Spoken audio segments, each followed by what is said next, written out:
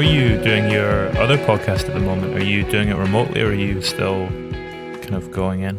We live pretty close to each other, so we hang out on each other's like porches, basically, outside. And just record outdoors? Yeah, I have a few different very long microphone cables that we drag through like windows to get outside. Man, it's hard to imagine that happening a year ago. You would have thought you were crazy if you'd seen you outside. I know. Yeah. I had Jeff was on a couple weeks ago, maybe now. But yeah, it was good. Nice guy. He's great. I just saw him yesterday. Do you still leave a photo of his every time you go around to his house? No, but once the pandemic is over, I'll start kicking that up again. He lives in LA now, close to me, and I think he's like, they have more space than they had before, and they have basically like a guest room that seems like it's being relegated to all of the things I've ever got him with my face on it. So I'm excited for people to stay at his house whenever they do, to have to sleep in a room with like a giant flag of my face and a painting of me that I made, a painting of me that I had an artist make in Central Park, all that good stuff. Do you do a lot of self-portraits? Because you do paint quite frequently, right? Yeah, the past like 2 years I started getting into painting, I guess, yeah. I enjoy your paintings of animals smoking. Or advertising cigarettes. Yeah. Thank you. Appreciate it. What's the best animal to sell cigarettes? Apparently, it's raccoons. Like raccoons are the most popular. Like if I post a raccoon smoking a cigarette, it sells faster than any other animal. I don't know why, but I do not. No. You don't drink either, right? I do not. Yeah. But you're a big fan of Nanny State, which is a Scottish non-alcoholic beverage. Yeah. I do like that. I hadn't heard of it. How did you kind of discover that? I was on tour over there with a guy named Mark McCabe, like a songwriter. He told me about it. He knew that I liked non-alcoholic beer, and he just kind of told me about it and told me the story of it, and I always thought that was such a funny story. Was the kind of being into non-alcoholic craft beers, was that a carryover from when you used to drink? Were you quite into craft beers and that kind of just carried, you kind of want to keep that tradition up? Or it was more just when I quit drinking, I still had, all the same friends and everything, and I would kind of go to the same bars and stuff. I wasn't really a huge drinker, and I wasn't like a person that constantly went to bars, but I still had like a social life that I didn't really want to. When you quit drinking, like, you don't really want to talk about it. So I would, if I was at a bar, I would just get a non-alcoholic beer and scratch off the label and just kind of carry on, so nobody would kind of talk to me about it. And then that kind of carried into just trying out all sorts of different non-alcoholic beers. And I'd say for the first like 2 years of not drinking, I was into that, and then I kind of just was like, I still like will enjoy a non-alcoholic beer now and then, but I'm not that obsessed with it anymore. Are you more of a soft drinks guy or a tea guy? I drink a lot of iced tea. I feel like that's like a very American thing, but I drink a lot of iced tea. Is that more of an LA thing or a Florida thing? Or where does that kind of come from culturally in the States? I don't know. I just know that I was drinking a lot of iced coffee, and then at a certain point I was like, I feel like I'm going to have a fucking heart attack if I drink all coffee all the time. And then I switched to tea, and then I still get the caffeine, but I don't have that like flaming ball of fire in my chest. I find it takes quite a lot of coffee to kind of get that buzz going, though.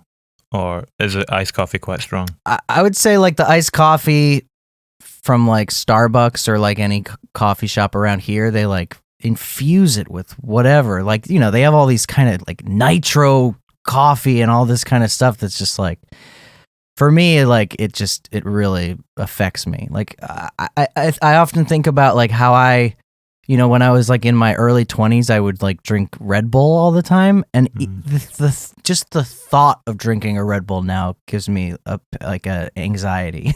It's too sweet. It's so sweet, but it also like I don't want to feel like that. Yeah, it's a very weird kind of artificial chemically buzz. Yeah. Something very unorganic about it. Yeah. How long back did you move to LA?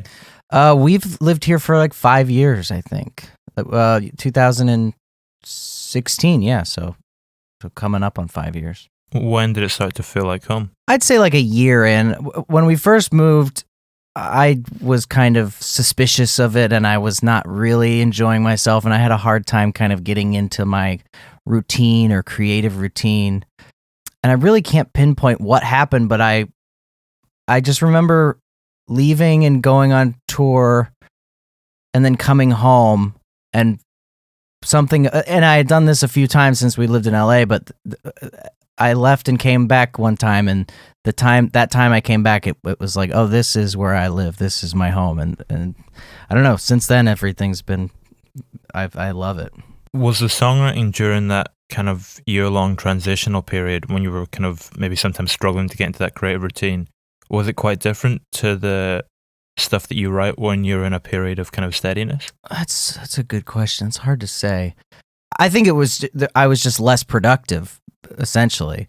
So there was just less songs because, I was still getting used to the space, and we were in a different situation than I was used to. Like when we first moved here, we lived in a studio apartment, which was just basically one room. So it was my wife and I, and she was going to work every day, but still like it was hard to separate. When you live in one room and it's like it's hard to I don't know. It was hard for me to separate like, time to work, time to relax, time to do whatever. Is that kind of what Domain Lapse was touching upon? Where you're saying there that she would go to work and you would kind of be stuck in the apartment and kind of be a little bit jittery and unable to get into a flow state? A little bit. I mean, I wrote that song once we had moved to where we live now, which is kind of just like a house where we have, space, and I have my little studio and everything. That song kind of came from my wife's father passed away 2 years ago at this point.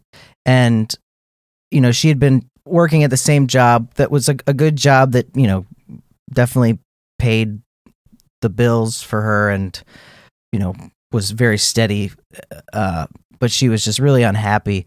And once her dad died, I think it kind of put it into perspective, like how she just didn't want to be doing something that she didn't want to do anymore, That song is kind of about the conversations her and I would have leading up to that. I think that's where that song really comes from. And of course, then there's my own self-reflection within that and thinking of my place in her life and what it means to be a partner. Do you feel more free as a result of what you do for a living and working in the creative industry and making your living from expressing yourself? I feel free. I don't know. I don't have anything, other than, watching somebody else's experience. I don't have anything to compare it to because I've basically always had a life like this.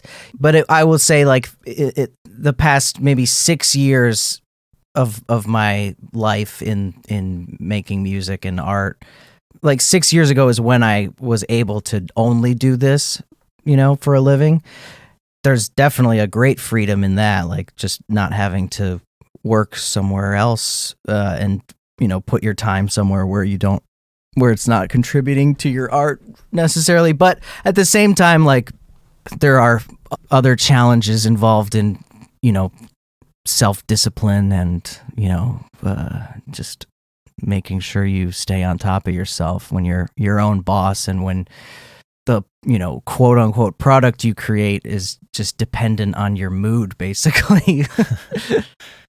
Are you more disciplined now than you were 6 years ago when you first became full-time? That's a good question.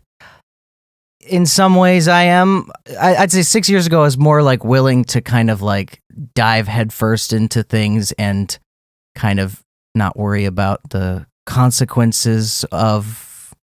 I feel like I was more willing to take risks back then, but I feel now I am smarter about the risks I take, and I still feel like I take risks, but I am not. I've just learned. I've learned in the past 6 years a lot about myself and the stuff I create and what works and what doesn't work for me. And I'm always learning, but I feel like I'm just kind of tuning an instrument to work better for myself. Were there any particular experiences that kind of led to that, perhaps being slightly more cautious about the risks that you take?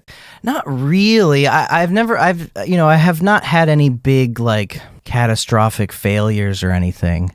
It's all just like little failures and little successes along the way that kind of inform your decision making, like anybody in any position on earth. Yeah, and I kind of monitor it in terms of like periods of time where I will become depressed and kind of try to think about why did this period of time like activate more depression or anxiety in me, and what can I do to counteract that? Try to find a balance and stay on top of the mind. Is there always an answer?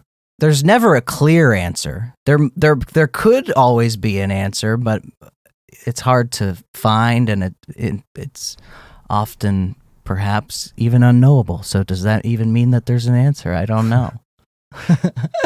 Can music ever play any role in getting to that answer with the kind of intense self-reflection that it prompts? I think so, definitely. In periods of writing songs, I would say I feel a little bit more, I guess, emotional, for lack of a word I can't find. I feel more in tune with my emotions, or apt to be, or susceptible to be, kind of emotional feeling when I'm doing stuff like that. And a lot of the times the way I'll write is just kind of, every day go outside with a guitar. Earlier in the morning, the better. And then just kind of play guitar and just sing some stuff and try to find words that match with what I'm singing, and then listen to what I'm saying and then write that down and try to chase whatever kind of just came out of my mouth and try to form it into a story or a song, and supplement that with like, notes I have on my phone that I will just take, throughout walking around life, and try to match those things up and where they fit and where they apply. Even just doing that, like, you kind of realize that certain things make you feel a way that you hadn't realized, or certain situations that you have lived through. You just find new meaning and a new perspective in those moments. When you're looking through, the notes on your phone to find stuff that kind of lines up with what you've come up with that morning, what are you looking for in those notes that kind of corresponds with what you've just created? Something that matches the tone. Oftentimes I will just be looking for something that matches kind of the meter of what I'm singing, and seeing if that will evoke anything. Like, even if it's like something that doesn't seem to be coherently related, like story-wise or narrative-wise, I will still try to like find that and just see what it feels like. And, oftentimes it will lead me to altering that lyric or that line to make sense. I'll also do that with like, I have like a bunch of little poetry books, and I will kind of just like flip through it and just like find a line in there and just like sing it. And then, by the time a song is done, like that line is, if it's in there, it's, it's contextualized in a totally different way and kind of just changes it. It's usually just like a jumping off point, or just getting your mind to think in a different way, Yeah, trying to spark something. Yeah. Is that poetry that you've written or that other people have? It's other people, yeah. And I should say I don't like I'm not like just lifting, poems for my songs. I'm just, using like more so like imagery and meter type ideas. Is that a similar thing, like in the way that a melody might spark lyrical ideas? Yeah, for sure. Yeah. Do you tend to find that the words, if a song germinates from, the poetry, as opposed to if a song germinates from melody, do they tend to differ as a result of that? Did they prompt different things? It's so hard to say. It's so hard to tell. Like, I've written so many songs, and every time I write a song, I have no idea how I did it. Like, I can kind of try to analyze like what happened, but like even trying to like replicate like situations where you felt like you were like in a state of flow or writing your best songs, it's it's such a mystical thing. Like, it's so hard to describe and tell. Like, I want to say that like songs that come from a melody or like ideas that start with a melody tend to be better in general, but then I think, but it doesn't really matter if I can't think of lyrics, and it always seems. So I guess I'm about to say the opposite. I just said, like, if I can't, if I don't have the right lyrics, it's just kind of meaningless to me, and it's unlikely I'll even show it to somebody, which is, the lyrics are the emotional compass, kind of the spine of it, right? And that's what kind of the lyrics definitely are the thing that will make me more likely to be like, oh, this is a good song, and this will go somewhere. Like, I've definitely have some songs that I feel like the melodies are really good, but the lyrics are like, I just don't relate to them. And these are mostly unreleased songs, but I can think of maybe a few that I have released that I listen to and I'm like, what? I don't really know what I'm talking about. Did you feel that in the moment when you initially released it? Probably in some instances, like, and in some instances it's not even it doesn't have to be. I'm kind of spinning it in a negative way, like I'm like peddling out something that I don't believe in. But like, there's I guess the positive side of it. Like, there's a song on my record Born Hot that's called Surrender, that to me the lyrics don't make any sense, but I can tell that they mean something, but I don't know what they mean. But it's clear to me that they mean something, but I can't decipher what they mean. It's just a puzzling situation, and that's a song that I really like, and that I play it live when I play shows, and of the songs on that record, that is one of the songs that people seem to point out. One of 5 or 6 songs probably. I wonder if it'll come to mean something to you again in the future. Like, if it meant something when you wrote it, maybe you'll go through a period when you don't quite resonate it, but in 2 years or so, something might happen, and suddenly it'll come. Yeah. Totally. Yeah. Yeah. Yeah. That's why when I'm writing, I really try not to edit myself in the moment, because I have such a intense amount of self-doubt when I'm writing, and I spend a lot of time going, I'm going to start writing songs again. I'm going to write a song every day starting, this day.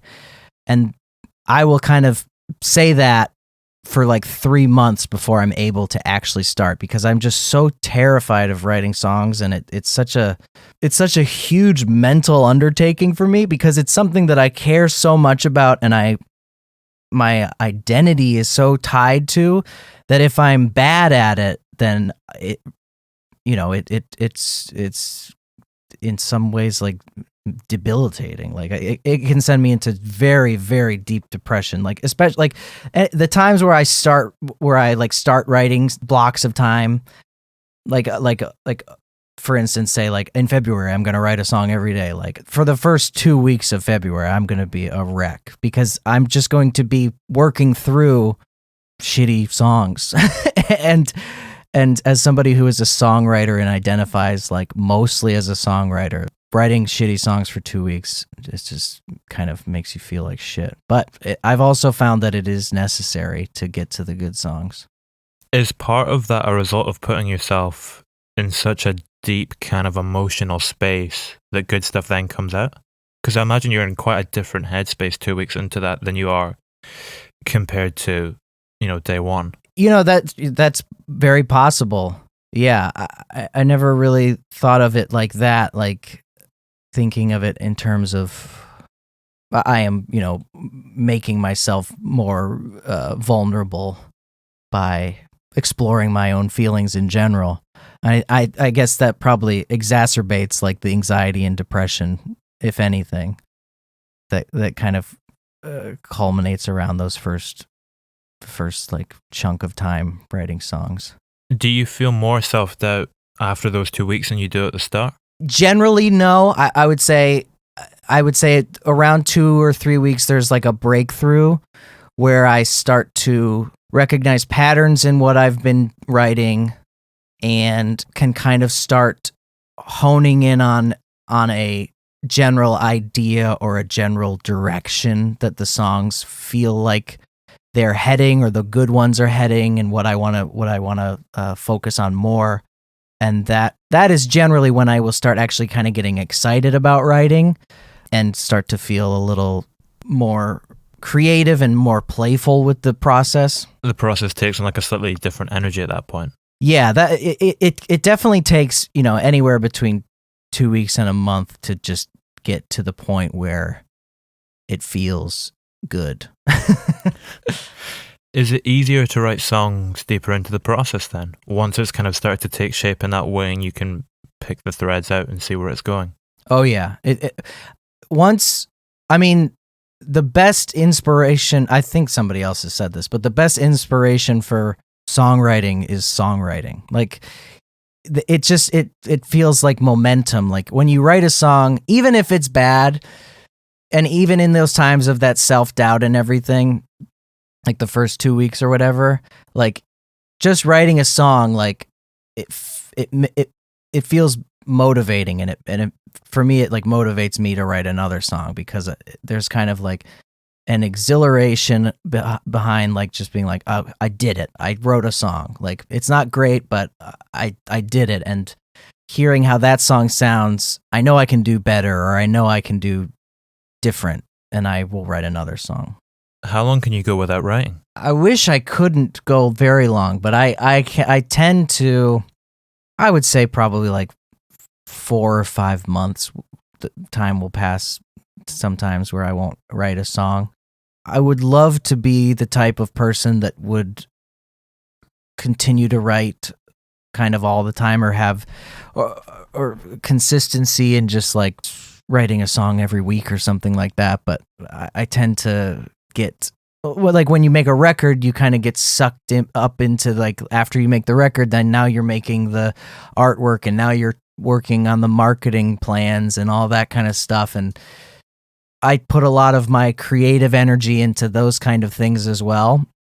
Maybe it's an excuse, or maybe it's a real thing, but like you just don't feel like you have time to work on another creative thing while you're doing that, And then, in the times when I would tour and stuff like that, like, I don't think I've ever written a song on tour, so. It's almost like different sides to your creativity, different phases of it. Yeah, it's like different modes. It's just like different states of mind that you have to that I have to put myself in to feel like I am fully committing to each aspect of it, almost. Which of the modes are you happiest in? There are terrible parts of all of them, but I'm trying to think of which one I am happiest in. I guess I am happiest when I am on tour and when I'm performing. I feel the least amount of anxiety when I am on tour and when I am like performing live. I feel the most amount of anxiety when I am writing music. The feeling and the level of gratification and satisfaction I get from kind of writing a song that I like is incomparable. Like there's nothing better than that. Can you recall the first time you wrote a song that you were genuinely happy with? Yeah, it was, it was very, very long time ago. I don't remember much about the song, but I just remember feeling like I made a thing that sounded like the things I liked, and that was just such an exciting feeling. Is that feeling different then compared to, say for the last record, the first time you write a song during the process of that you're happy with? I would say essentially there's nothing different. I think there's more tied into it because there's always a nagging feeling in the back of my head that like I'm going to fail and not be able to, deliver on the promise of my identity, essentially. I would say it's essentially the same, except now that when I write a song I like, there is a level of relief that was not there when I started. What was the first song during the process for this new record that you were happy with? I think it was the last song on the record, Credits. Interesting. Yeah, which is definitely, actually kind of a totally different vibe than the rest of the record. I just remember thinking like, oh, that's a very cool vibe.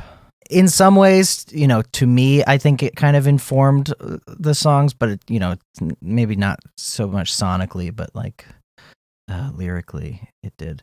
The songs Too Dark and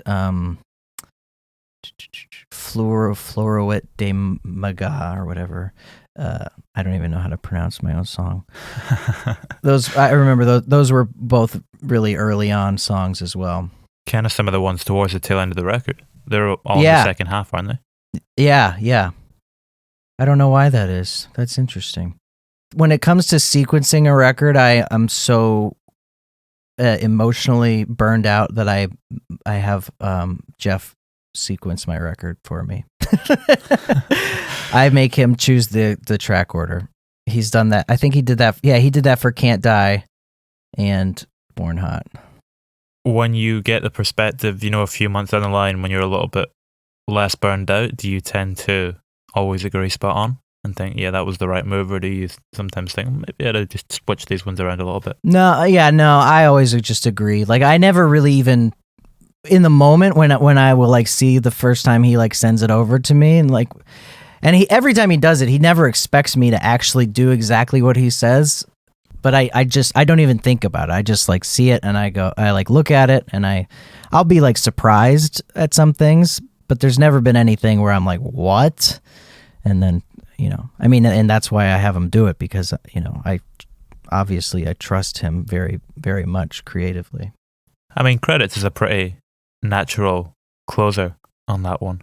It feels for sure, yeah. It's an interesting one though, because although it has this kind of emotional heft and dramatic edge to it, it's not really like a massive climax. It's quite subdued, but it still carries that weight to it. Yeah, that's really interesting to me. Like that, not my song, but that idea is really interesting to me. There's a Nick Cave record, Push the Sky Away, that the whole record is really subdued, but really emotionally heavy and very epic feeling, but it kind of stays at a pretty subdued level for the most part, most of the time. And I just thought that was such an interesting style because, coming from the world I come from and like playing in bands and stuff, like if you want to make an epic statement, you're fucking rocking out, and I was just thinking about that concept and how to make a big epic statement or not big but an emotionally, I guess a big emotional statement without having explosions. Yeah, it's a summation of it's interesting though that was written first because it feels like a summation of all the kind of themes and ideas that came before it on the record. Especially at the emotional palette of it. Yeah, no, for sure. Definitely there's like in the song there is kind of a callback to the first song, and that came later. That kind of was interpreted later. But that kind of makes sense because to me, like, it's kind of summing everything up, but it was kind of just a way of being like, of me identifying that I had all these feelings about these different things or this one thing or whatever, and kind of looking at that song and going like, where did this come from? What is the story? What is the, like, the story of this song and kind of writing other songs to kind of hold it up. I mean, one of the themes that kind of seems to stand out, or one of the strands that emerges, is this idea of self-worth. Yeah. Has the way that you kind of measure and judge your self-worth changed as you've gotten older? Yeah, I hope so. I mean, I think it has a bit, like in all the pretty standard ways. Like, I definitely don't care as much what people think about me. I feel more self-assured in my tastes and my instincts a bit, and I kind of start to recognize maybe the self-doubt has changed, or maybe the self-doubt has always been the same thing, in that the self-doubt kind of comes from a drive to make something really good, as opposed to like a fear of being ridiculed, you know? Yeah. That's a nicely positive way to look at it. I hope that's true. Does the self-doubt ever go away? No. No. I would say since I was, it's so interesting because I look back at my like early 20s. I feel like I'd never even felt any doubt until I was like 25, and now I'm 34. But once it came hard. That must have changed your songwriting though pretty prominently, because like now we're saying, it's one of the main themes of it, and the way you express yourself in your music. Or for sure, yeah. Were you conscious of that at the time, or was it something that happened without you knowing? It was definitely something that kind of was gradually changing in me, going through life, and you know, this is a very small scale trauma, but like I had a band that I had dedicated my life to, that kind of broke up essentially, and it kind of deteriorated.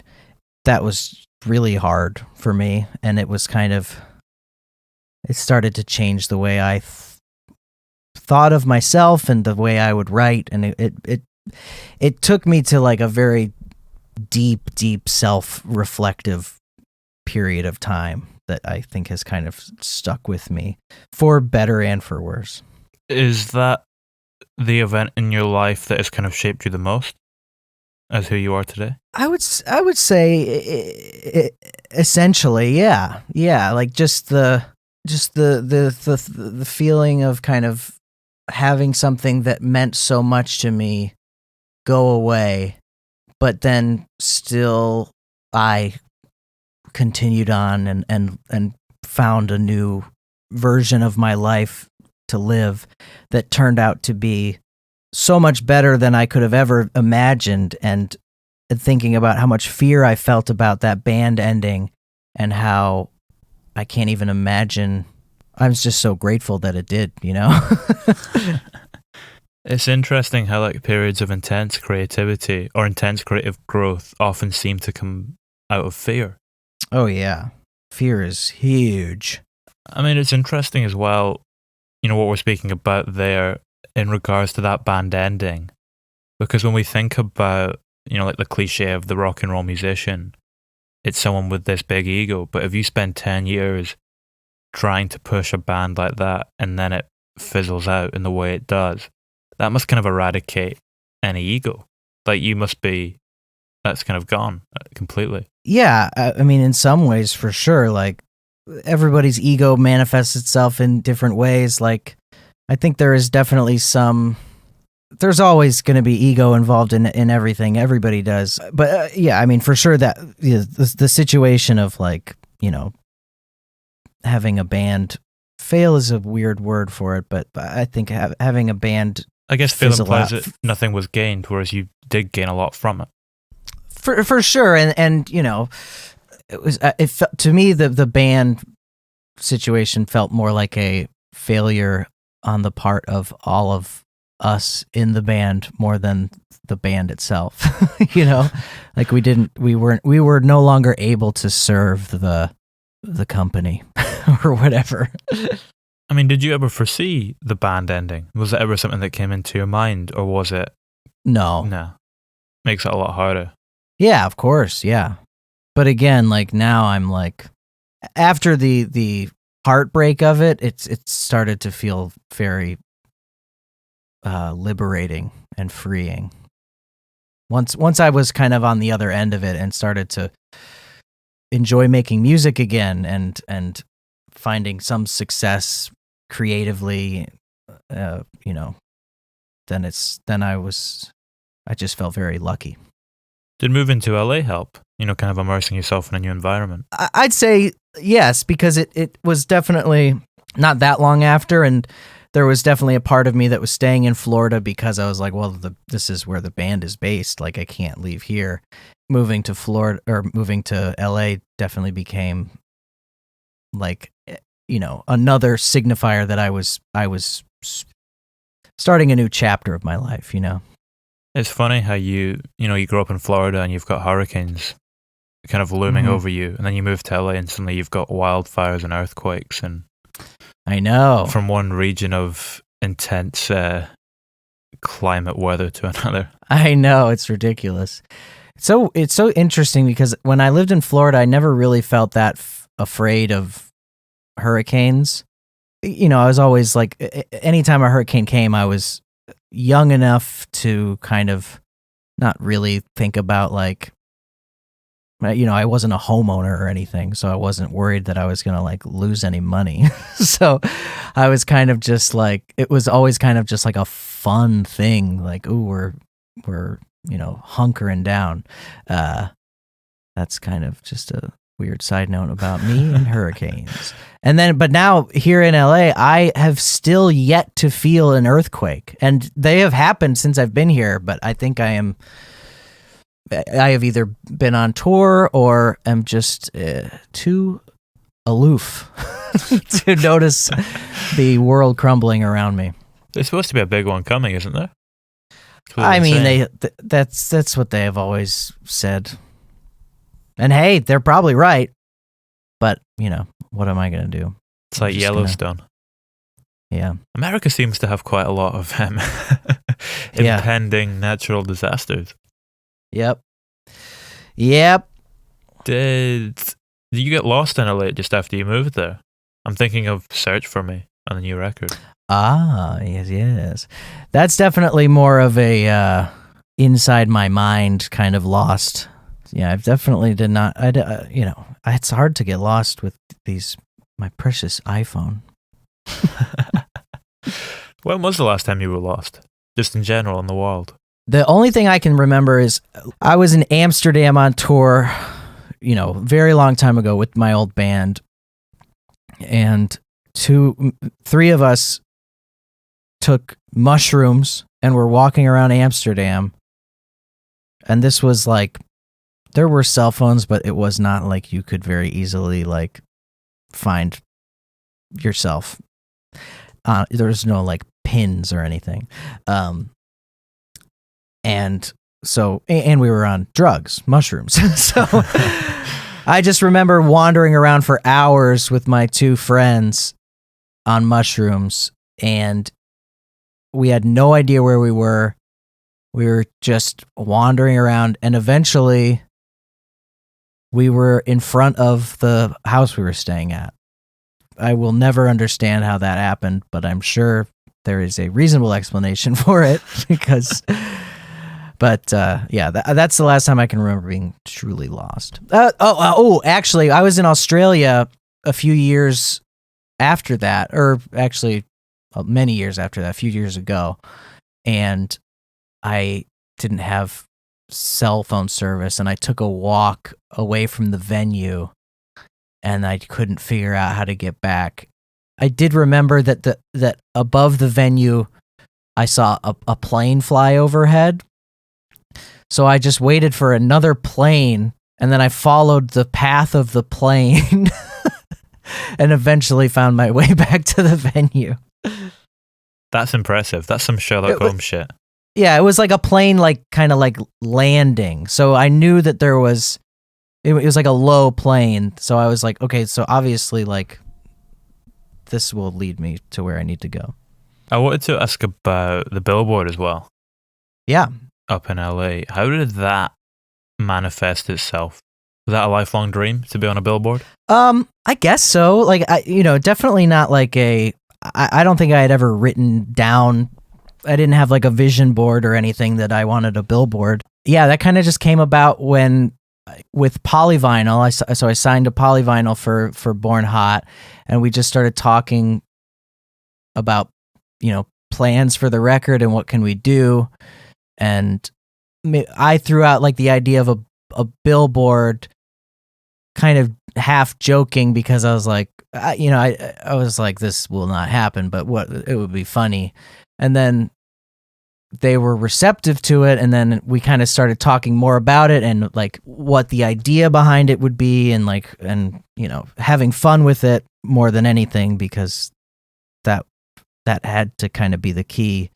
And then like once it started to really like kick into gear, and I was like, oh, this is actually maybe going to happen, I started kind of getting scared, and I was like kind of like, we don't have to do this. Like, this is kind of like, it's so funny. Like when I'm faced with these moments of like maybe just a little bit more exposure than I am used to, I start to kind of walk it back. But I'm glad that they convinced me to like go through with it. Does that ever happen with albums as well, or music, when you kind of finish something and it's ready to go out, and then you the self-doubt starts to creep in a little bit? Yeah, oh, for sure. Like, you have these, kind of, sometimes I'll have like these ideas that, to me might feel like big swings, or like, kind of more ambitious than, consider myself to be or view myself as. And then I will start to think like, oh no, like, is this going to work? Like, how's this going to come across? Like, am I going to undo something about what I've created in the past? All these kind of like huge like fears that like don't even register as a blip on other people's radars. At what point does that leave you during the process of the record coming out and stuff? I would say it once the record is out, and either people say they like it, or nobody even like kind of mentions the thing I'm afraid of, or like, the fear doesn't manifest, and it's kind of proven to be like something I had created. Do you have any kind of means of creation or expression in an artistic way that are completely free from that? Do they just feel like a free kind of creative space that you don't have to put pressure on yourself or worry about anything? The art stuff started as that, and then I, turned it into another thing to freak out about. I think I worry that any creative thing I do, I will, it feels ingrained in me somehow that like to seek approval for the thing after I make it from other people, and then that turning it into like a fucking marketplace or something invariably.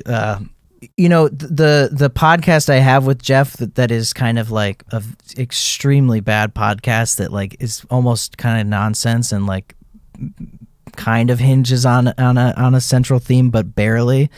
That is one of the things that like I feel a lot of pride in, because it is just something that we both care about, yet put almost no effort into, and have never tried to make successful in any way. Like we have never monetized it in any way, like never done any of the things that like a good podcast should do, or like a serious podcast should do. And it is like one of those things that is just truly feels like it is just for fun. It's funny how that often happens though with things, when you completely let go and just stop caring, then people resonate with it and it takes on. Yeah, for sure. I mean, that is definitely that's kind of what Antarctigo Vespucci is with Jeff too. Like a thing that kind of point of it is just to do it when it feels fun and good, and like have a good time doing it. I mean, Antarctigo Vespucci, we have never had a Twitter or a Facebook or anything. Our name is Antarctigo Vespucci. Like there's so much going against it. And yet like that band, like we were playing big headline shows way before I was myself, like it definitely resonates with people in a way. And it's so exciting that it does, because it's something that is born purely out of like friendship and love and just fun.